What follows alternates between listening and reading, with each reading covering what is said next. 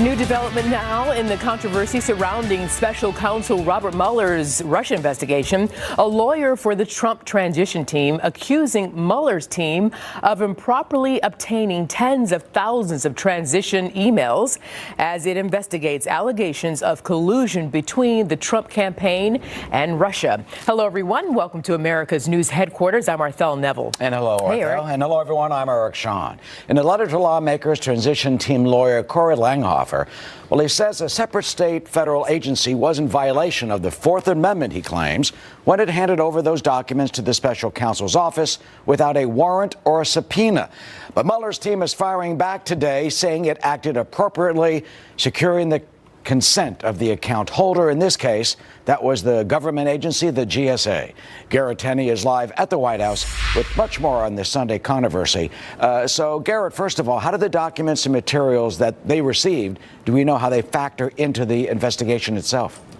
Well, that question here, as you mentioned, are tens of thousands of emails, along with the laptops, cell phones, and other materials belonging to 13 top transition team members. Now, this material, it comes from between the election and the inauguration, and this was provided to the special counsel's office by the General Services Administration. Now, that government agency is the one that's tasked with providing office space, supplies, and email services to the Trump transition team. Now, the transition claims that instead of obtaining a subpoena and going through the transition to obtain those materials, Mueller's office went around them and straight to the GSA to request them. Now, the transition claims in its letter to lawmakers that instead of asking for its permission, career GSA staff working with Mr. Lowentritt, who is an attorney at GSA, and at the direction of the FBI, immediately produced all the materials requested by the special counsel's office without notifying Trump for America or filtering or redacting privileged material. Now, that's another point of complaint from the attorney, that the special counsel's office did not take the appropriate steps to protect many of these privileged communications that were included in those tens of thousands of emails, protected either by presidential privilege or attorney-client privilege. And that is something that they are also pointing out to lawmakers as they ask for something to be done. Eric? Yeah, but meanwhile, Mueller's team today is firing back. I mean, as we have said, they're defending their action as appropriate.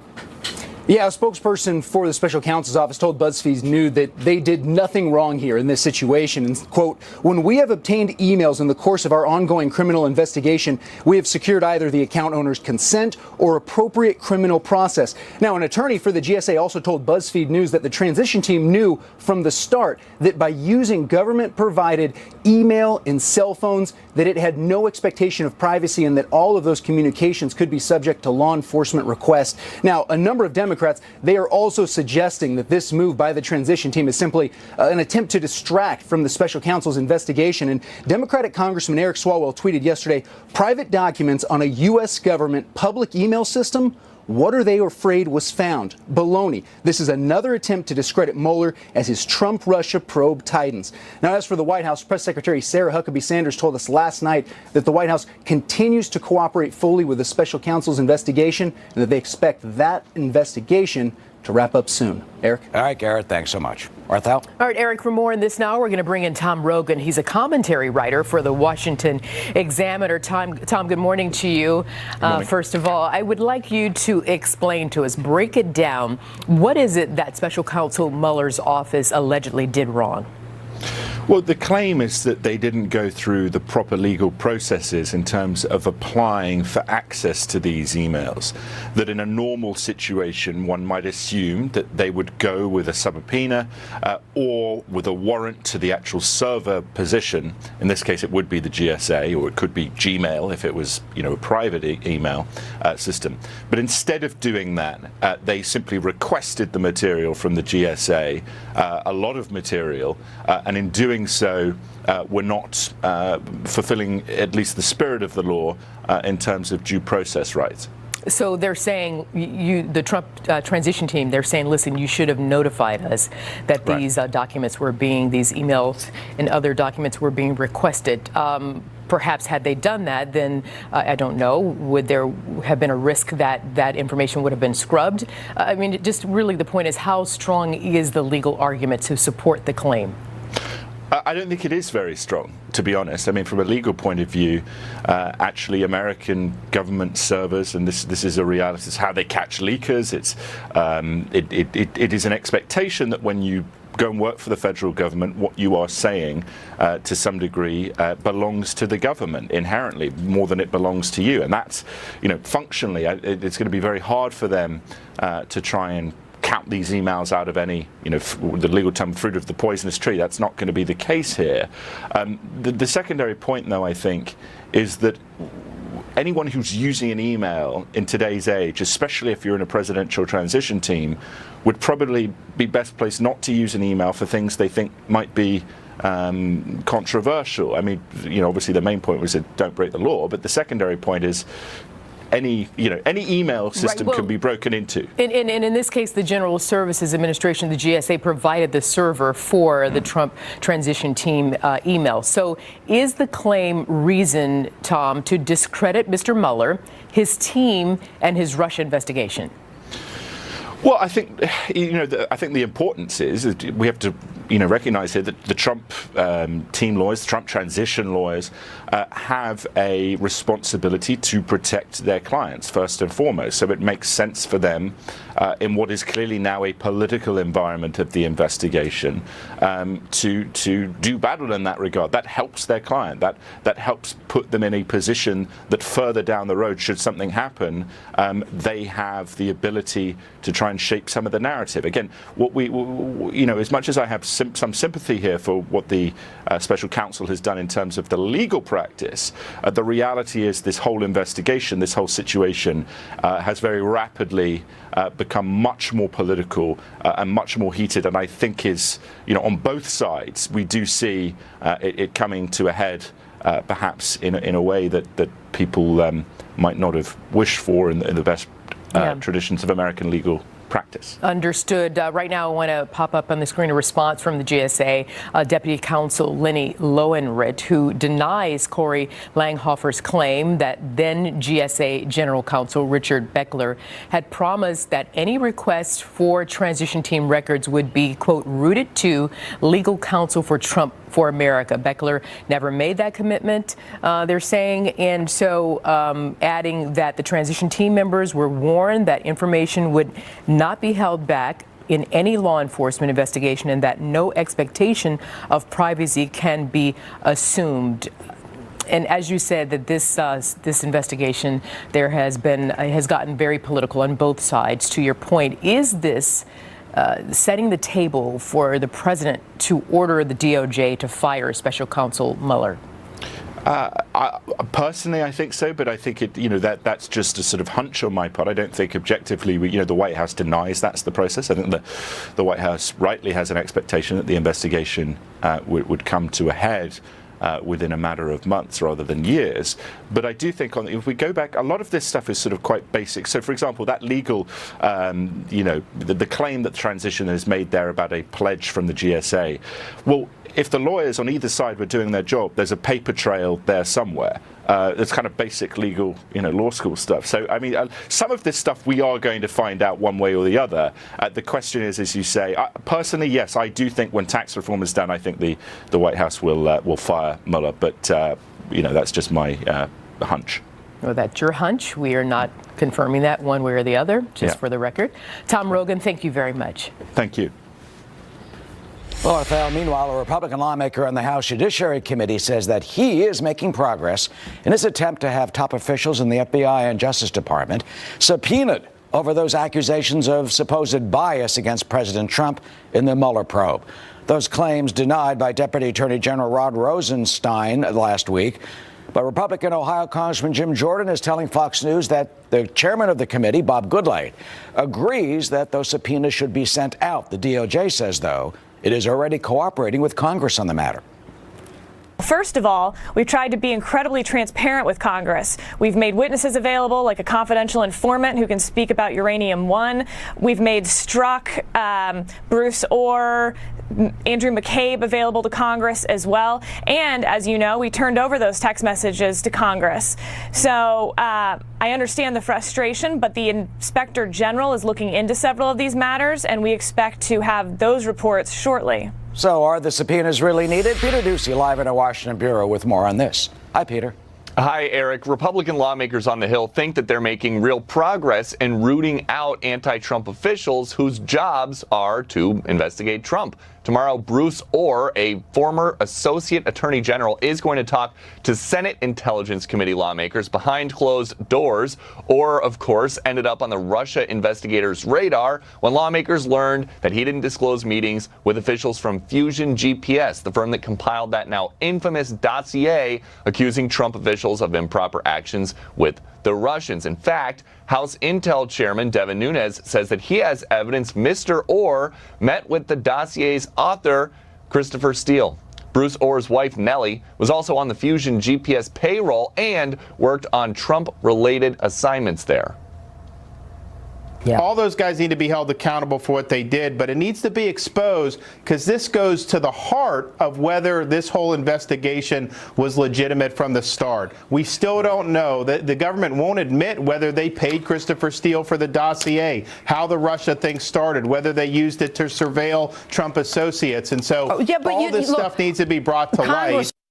Also this week, Andy McCabe will be on the Hill after bailing on a previously scheduled testimony at the last minute a few days ago. He is the deputy FBI director and somebody that lawmakers hope can provide context about those anti-Trump text messages sent and received by Peter Strzok.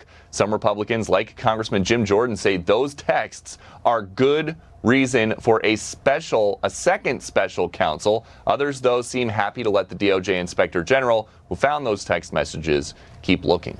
Eric. All right, we'll be talking a lot more about this in the newscast. Thank you, Peter. Martha? All right, Eric, let's now go out to the latest on the Thomas wildfire raging in Southern California. Nearly 2-week-old fire. It's burning over 267,000 acres and destroying more than 1,000 buildings. Will Carr is in Santa Barbara, California, there with the latest. Will? And Arthel, the conditions have calmed down dramatically here in Santa Barbara County compared to this point yesterday. But this fire is still threatening 18,000 homes. And you can see there are helicopters in the air right now. They've been circling around. We've seen other helicopters coming in, making water dumps. And as I walk up through here, I want to point out that this is the type of brush that these firefighters are having to battle when the embers are pushed down. And this brush surrounds this community. Take a look at what we were seeing yesterday when the winds were blowing 50, 60 miles per hour.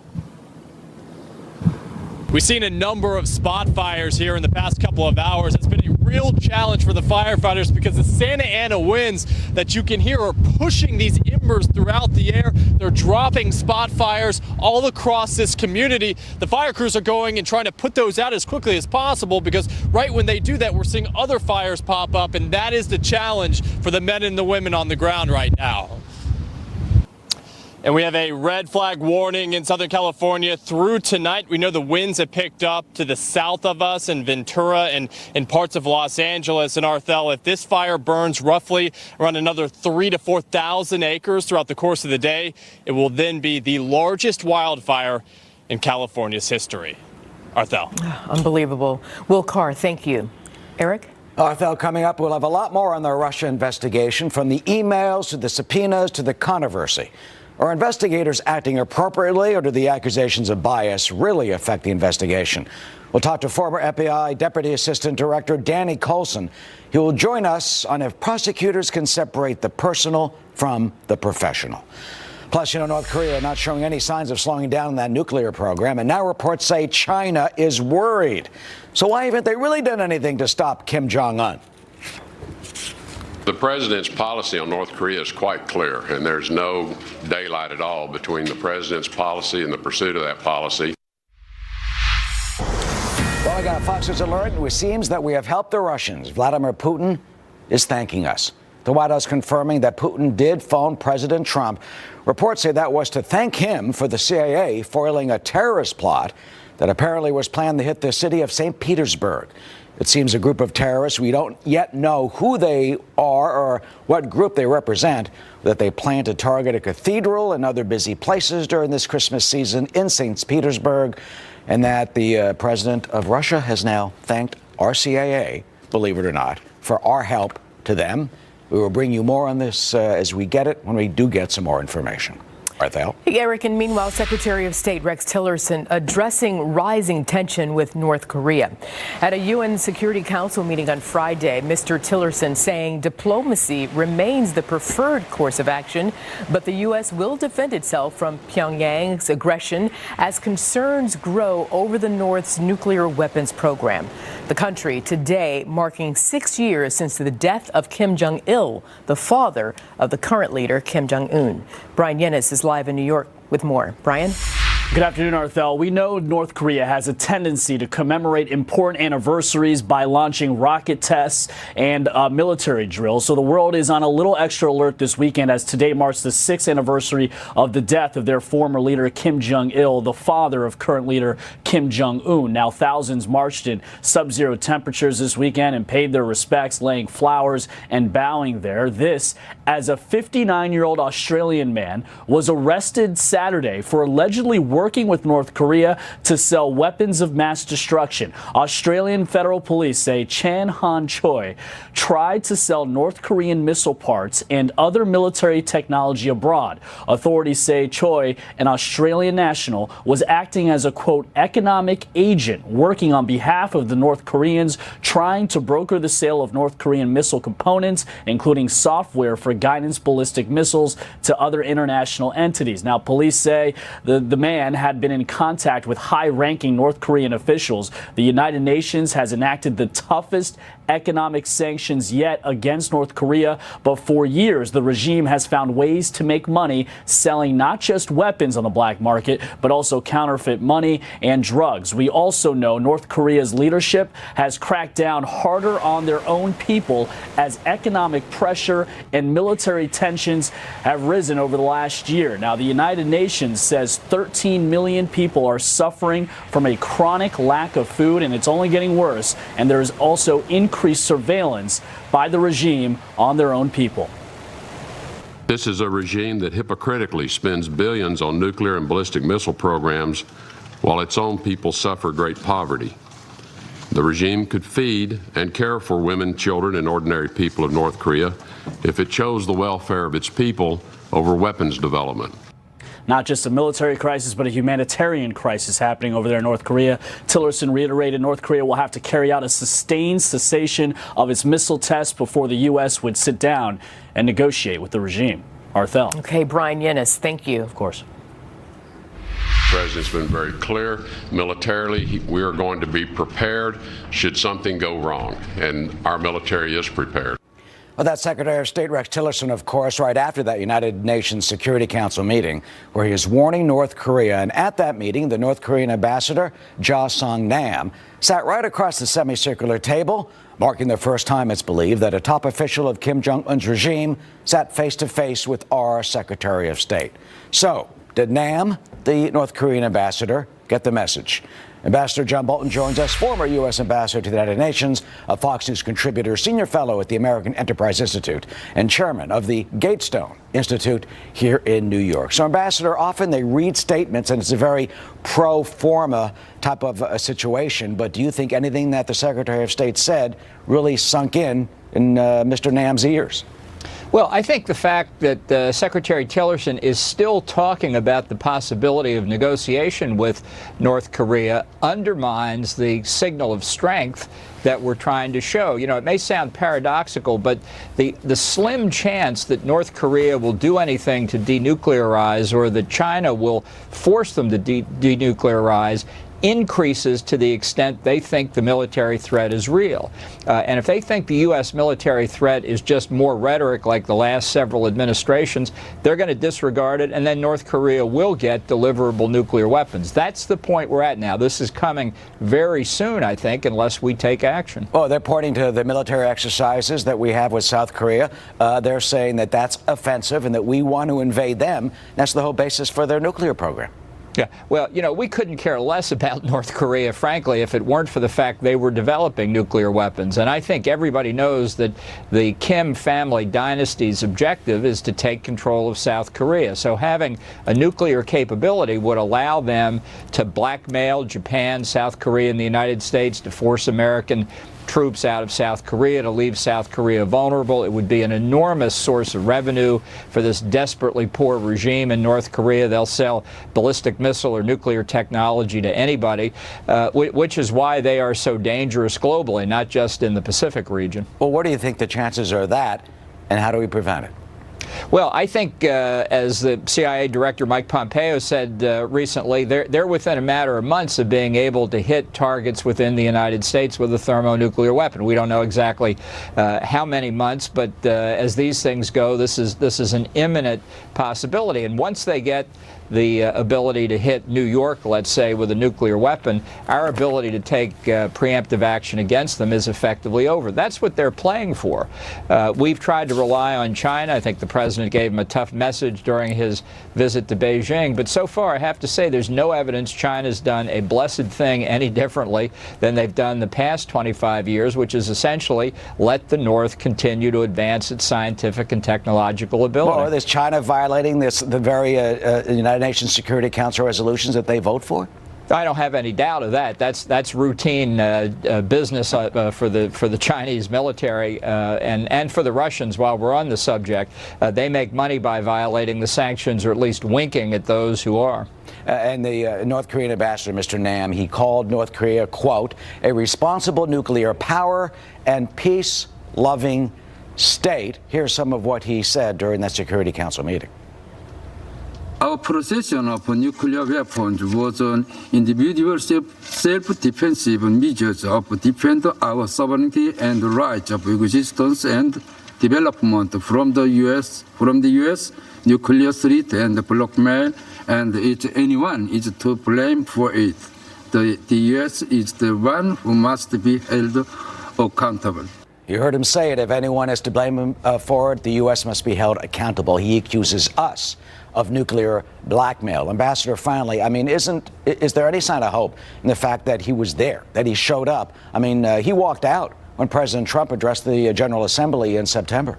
Yeah, well, the North Koreans love to walk out to demonstrate their contempt for the rest of the world. They're pretty good at that. Look, that was a propaganda speech. And the fact is, we're very close to a binary choice. If China doesn't act dispositively to get rid of the North Korean regime, which I think is the only long-term solution to the nuclear problem, then we're either going to have to contemplate using military force or accept that North Korea will be the nuclear arms sales center of the world to Iran, to terrorist groups, to other third world countries that have nuclear aspirations. That's not a future I look forward to. You think China will do that?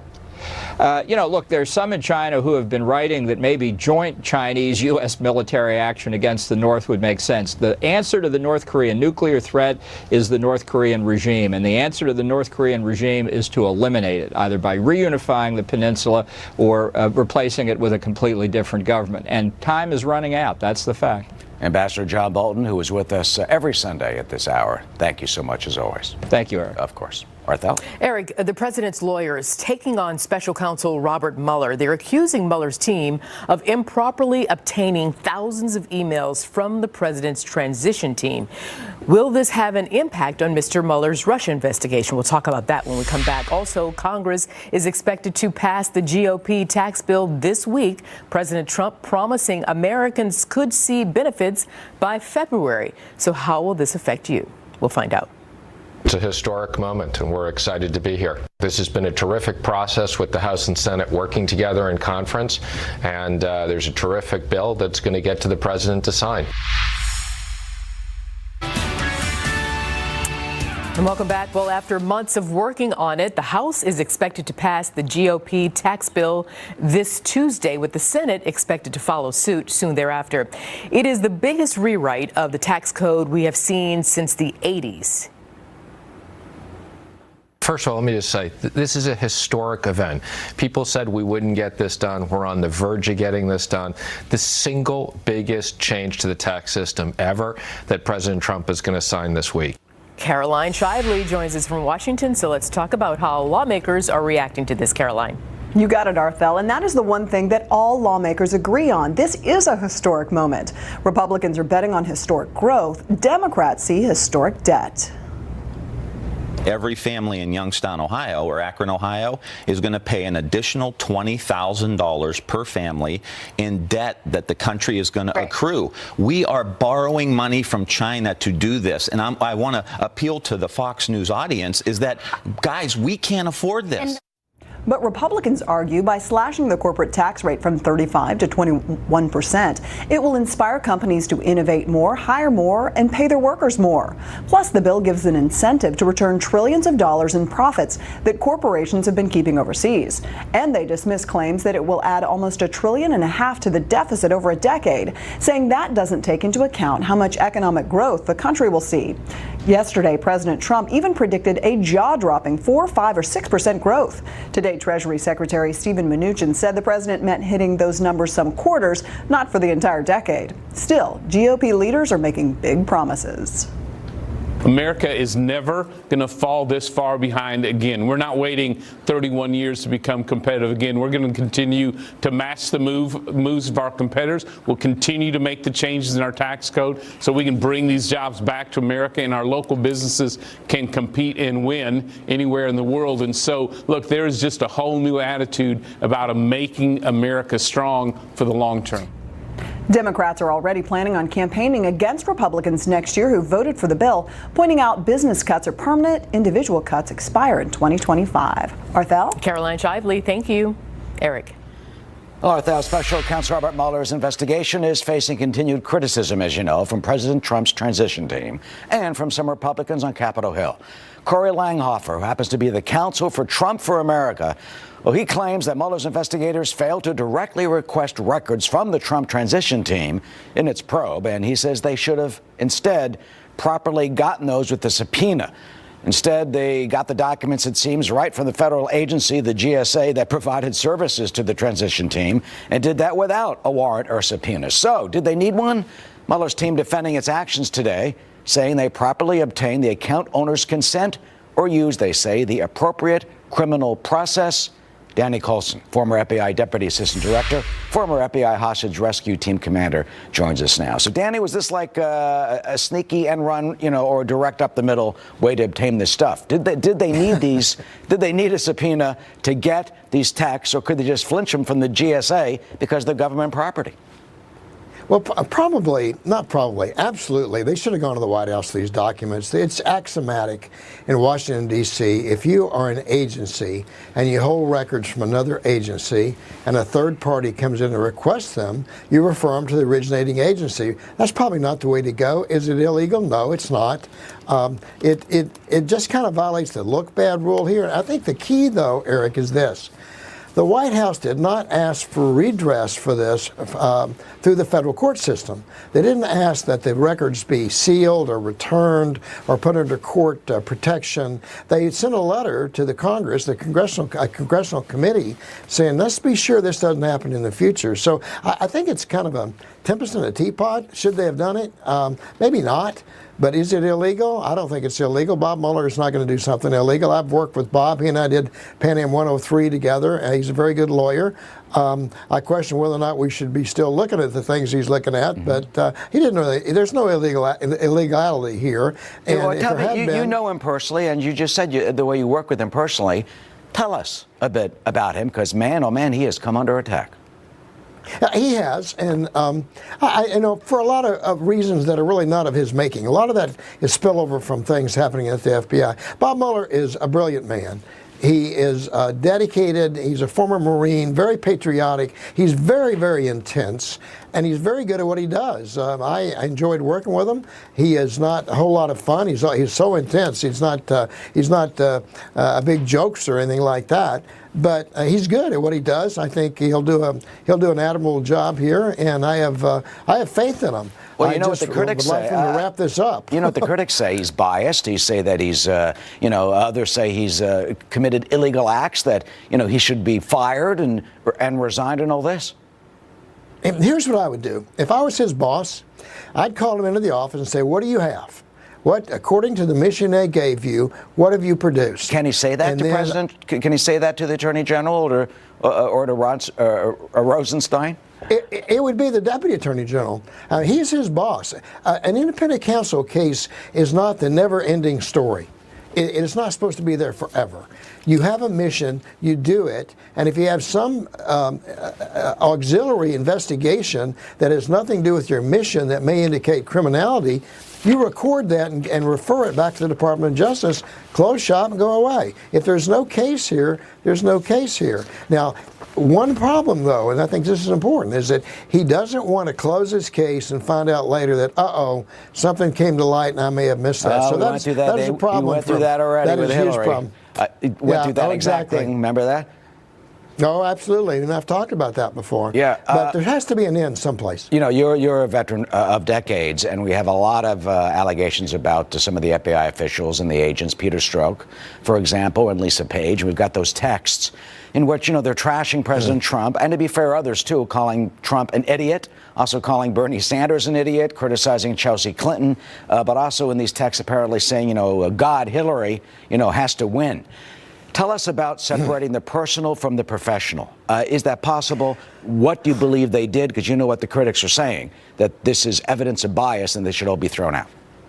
Well, FBI agents are human beings. I had a political opinion about things. I never acted on it, obviously. I voted for Ronald Reagan. I did the Iran-Contra investigation. I went after him hammer and tong and actually indicted some people associated with that. You have to step away from your bias or your preference with regard to politicians. But this is more sinister than that. You have these very onerous text messages, and the people that texted then go out and give Hillary Clinton a pass. That needs to be investigated. I think that there should be a grand jury that looks into the whole thing, issue subpoenas, get people in, compel testimony, get documents, and see what happens. We can't let this just go away. Say, it's nothing. Well, we don't know it's nothing. Yeah, and if you look at the actions taken, there's more than smoke here. Yeah, you know, one of the actions Peter Strzok reports say changed the wording he's in charge of the Hillary email investigation from grossly negligent, which would have been a legal term, to extremely careless. And up on the screen now, we have one of those texts involving Strzok and Page, and I want to just get your reaction to this, saying, quote, I want to believe the path you threw out for consideration in Andy's office, that there's no way he, Trump, gets elected. But I'm afraid we can't take that risk. It's like an insurance policy in the unlikely event before you die, before you're 40. Now, there's a lot of controversy over this text. Andy could be Andy McCabe, deputy, director of the FBI, talking about the path. Any idea what they cooked up or what they were talking about in terms of the path, what they were planning, and what could have been McCabe's office, though we don't know that. Well, we don't know that, but here's the problem. People making statements like that then took action that actually worked to the great benefit of Hillary Clinton. The mere fact that they went along with an investigation without a grand jury and then went along with the idea that they could not investigate the Clinton Foundation, showing their feelings for Hillary Clinton, that's more than problematic. That is very sinister, and that needs to be examined. And I don't want a special prosecutor. We don't need that. What we need is for the Inspector General of the United States, Department of Justice, to look at this thing and give us an answer. Convene a grand jury. Don't do this sophomoric a grand jury-less investigation. Bring a grand jury in, present the evidence. And one thing, too, this is really important. We've never seen the FBI report on Hillary Clinton. We've just seen a synopsis of it drafted by Jim Comey. What does the report really say? A FBI report is made up of FD 302s, reports of investigation. Let's see what those say. And we've never seen that. Those are, who knows where those things are. Until we see that, we don't know. Release those 302s, says Danny Carlson. Absolutely. Danny? Absolutely. Thank you very much, as always. Thank you. It's always a pleasure. Best to you over the holidays. That you too. Arthel? Eric, ISIS may be on the decline in Syria and Iraq, but now it looks as if the Trump administration may be turning its attention to what it sees as the real threat in the region, Iran. What's the next step in taking on Tehran? The evidence is undeniable. The weapons might as well have had "Made in Iran" stickers all over it. We did this for a single urgent purpose. Because the Iranian regime cannot be allowed to engage in its lawless behavior any longer.